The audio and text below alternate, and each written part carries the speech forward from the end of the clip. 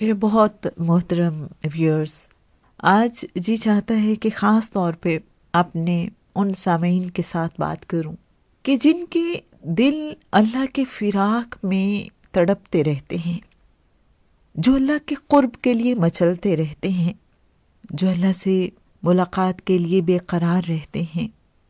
بڑے خوش بخت ہوتے ہیں وہ لوگ جو اللہ کے فراق میں روتے ہیں، تڑپتے ہیں، اور جن کے دلوں میں ملاقات کا شوق اترتا ہے۔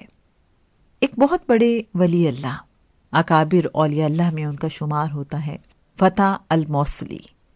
ان کے ایک شاگرد بتاتے ہیں، بیان کرتے ہیں کہ ایک بار میں اپنے شیخ حضرت فتح الموصلی کے پاس گیا۔ میں نے دیکھا کہ وہ رو رہے تھے اور یوں لگتا تھا جیسے ان کی آنکھوں نے خون برسایا ہو، ان آنسوؤں میں جیسے خون بھی شامل ہو۔ میں نے ان سے پوچھا کہ آپ کو اللہ کی عزت کی قسم ہے، مجھے بتائیے کہ آپ رو کیوں رہے تھے؟ فتح الموصلی کہنے لگے کہ میں اللہ کی جدائی اور فراق کو محسوس کر کے رو رہا تھا، اس کے ہجر میں آنسو بہا رہا تھا۔ شاگرد نے کہا تو پھر اس میں خون کے آنسو کیسے شامل ہو گئے؟ آنکھوں نے خون کیوں برسایا؟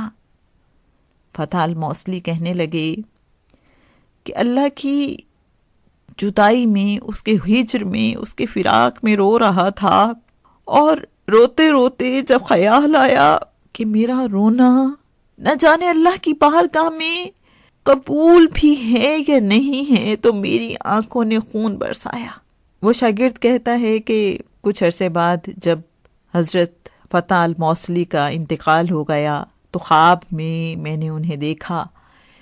میں نے ان سے پوچھا کہ اللہ نے آپ کے ساتھ کیا معاملہ کیا ہے؟ تو کہنے لگے اللہ نے مجھے بخش دیا۔ کہتے ہیں میں نے پوچھا کہ اللہ کے ساتھ کوئی گفتگو بھی ہوئی؟ کہنے لگے ہاں، اللہ نے مجھ سے کہا کہ فتح الموصلی اتنا روتا کیوں تھا؟ فتح الموصلی اتنا روتا کیوں تھا؟ خون کے آنسو کیوں بہاتا تھا؟ تو میں نے اللہ سے کہا اللہ تیری جدائی میں، تیرے فراق میں روتا تھا، اور جب خیال آتا تھا کہ پتہ نہیں تو نے میرے آنسوؤں کو، میرا اپنی جدائی میں تڑپنا قبول بھی کیا ہے یا نہیں، تو میری آنکھیں خون برساتی تھیں۔ تو اللہ نے کہا فتح الموصلی تیرا نامہ اعمال میرے فرشتے ہر روز میری بارگاہ میں پیش کرتے تھے، اور 40 سال تک تیرا نامہ اعمال روزانہ میری بارگاہ میں فرشتے پیش کرتے رہے، اور ان 40 سال میں ایک دن بھی ایسا نہیں تھا جب تیرے نامہ اعمال میں کوئی گناہ لکھا گیا ہو۔